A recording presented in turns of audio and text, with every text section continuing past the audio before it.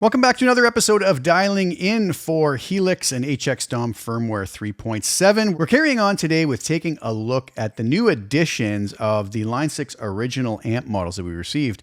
In this killer new 3.7 update, today we're going to be taking a look at the Line 6 original Kinetic amp.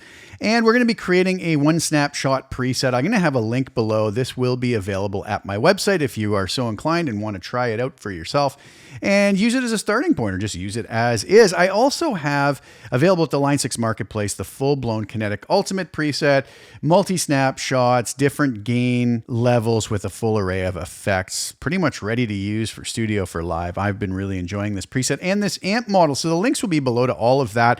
Later in the video, I'll let you hear how the various snapshots from my Kinetic Ultimate preset work together in a mix after we take a look and see what this amp model is all about and what it can do and how I kind of got to the point I did with this particular preset. So again, the links are below for the free preset and the Marketplace preset from my website and the Line 6 Marketplace. Without further ado, let's dive right over to HX Edit, take a look at this really cool new amp model. All right, so here we are over in HX Edit, and we have our Line 6 Kinetic amp model. I'll take you through what I did with this to get some sounds, and we'll also kind of look and see what the possibilities are with this amp with the cool boost feature and kind of the gain range that we have with it. So starting off at the end, as I normally do, LA Studio Comp, peak reductions at 4.5, and that's basically it. It's a compression setting, gain at 5. Just very subtle use of that compressor as I usually have it on there. You know, you can even turn that on and off to see if you like what it does for yourself. Some people do like it, some people don't. It's perfectly fine either way. I just like what it does to help it sit in the mix a little nicer and give it a little bit of squish to the sound.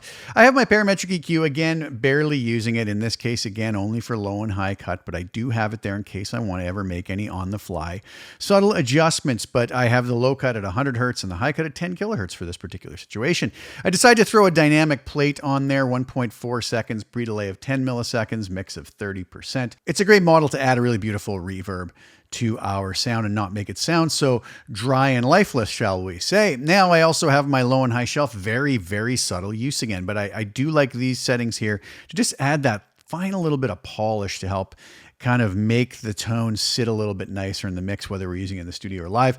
As I often do, low frequency and high frequency both set at 650 hertz, all the frequencies below 650, cut by 1 dB, all the frequencies above 650 boosted by 1 dB. The cab I chose here was the 412 Uber V30. I was kind of liking what this did with it when I used the 160 ribbon mic positioned on the cap edge, 1 inch back, but I did use the 45-degree angle. Now onto the amp settings.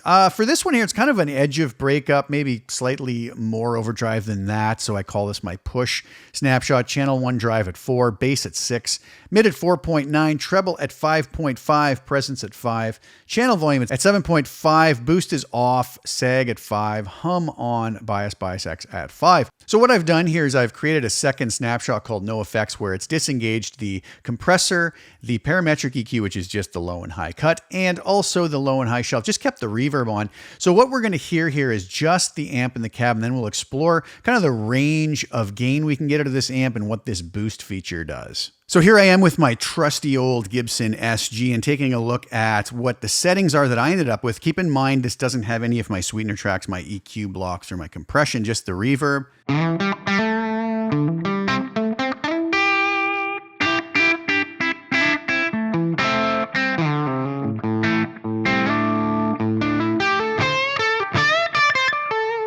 Not bad at all. This amp does a beautiful job cleaning up with the volume control on the guitar.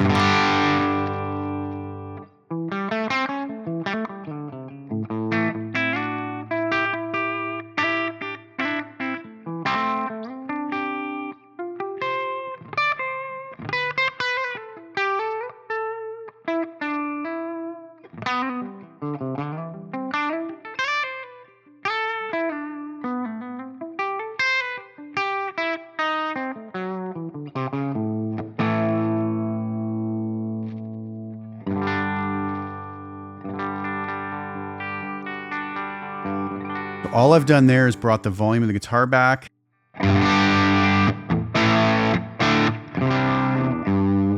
So I really do like that about this particular model, that we can just use that volume pot on our guitar and have it clean up beautifully. So let's go with the gain range on this go. Let's remember our setting of 4. Let's come all the way back to 1. And then I'm also going to bring my channel volume up. So this is where we can get down to kind of the cleaner side of this.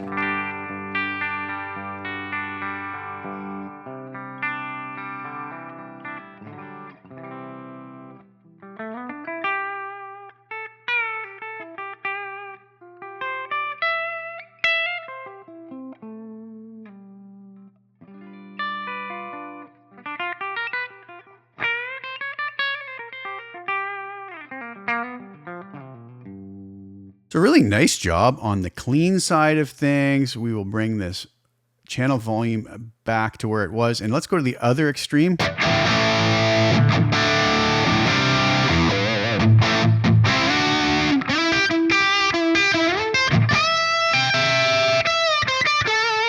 Now again, if we take that volume pot and bring it way back,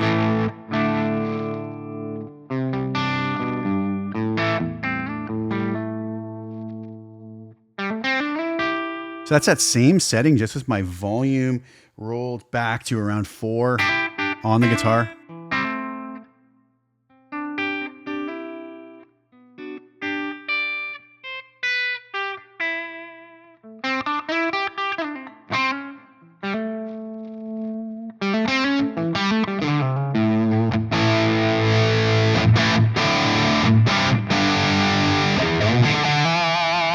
So really nice to see what just the volume pot on the guitar does here. So very controllable. So let's bring this back to where we had it. So this is where I ended up for this particular snapshot. Now let's see what this boost does. Let's crank it all the way up.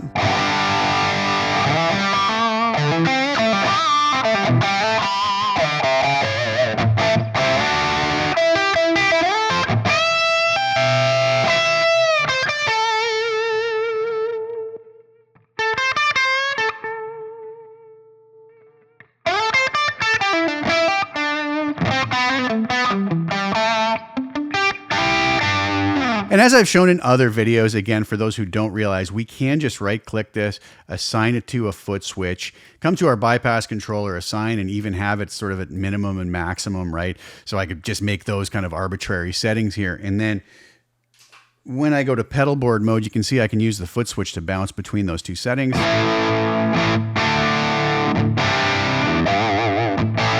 We can set those to whatever we want. That's not the purpose of this particular video, but that is what that boost is capable of. But these are the settings I ended up with without any of my sweeteners. Now let's come back over to my actual push snapshot and we'll slowly bring these in. So here it is without any of the sweetener models that I have in there.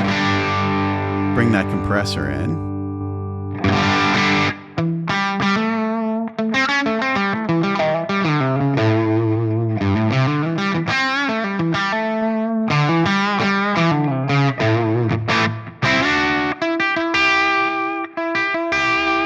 Very subtle, but I just like the feel change it gives, and it helps things to sit a little bit nicer in the mix. Let's bring our low and our high cuts, and I think this is going to help a lot here with the high cut at 10 kilohertz to get rid of some of that almost like a little slightly abrasive fizziness, which can also be caused a little bit by the fact I'm using these V30 type speakers. So here it is without the low and high cuts.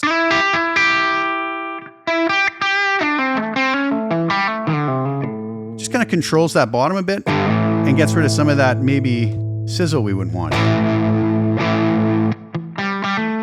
Again, very subtle. And we'll hear when we switch between snapshots after I introduce this final block, what it's like without these sweetener blocks versus with. Okay, so now let's bring in our low and high shelf. Here it is without.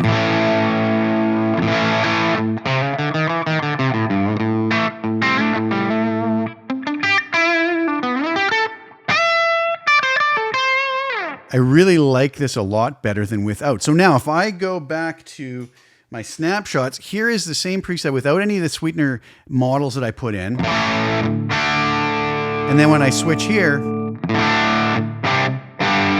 going to hear it with. Now, there's a little bit more volume there. So let's do this. Let's maybe bring this back a hair. So we're not hearing just a difference in volume. So there it is without the sweeteners.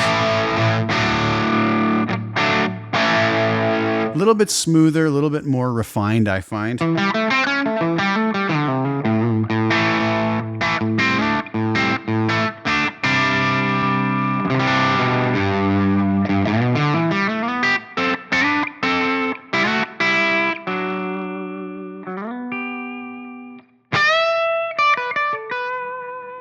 If I go to the neck pickup,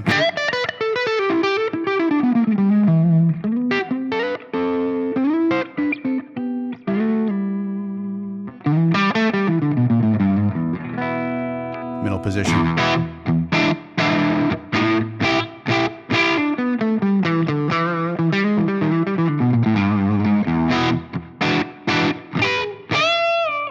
Back to the bridge.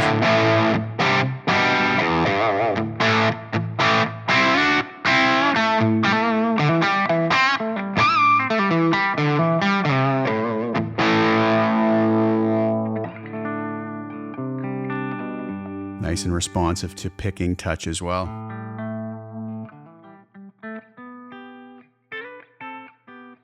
That's still with the guitar volume on full. Just using my picking to control it now.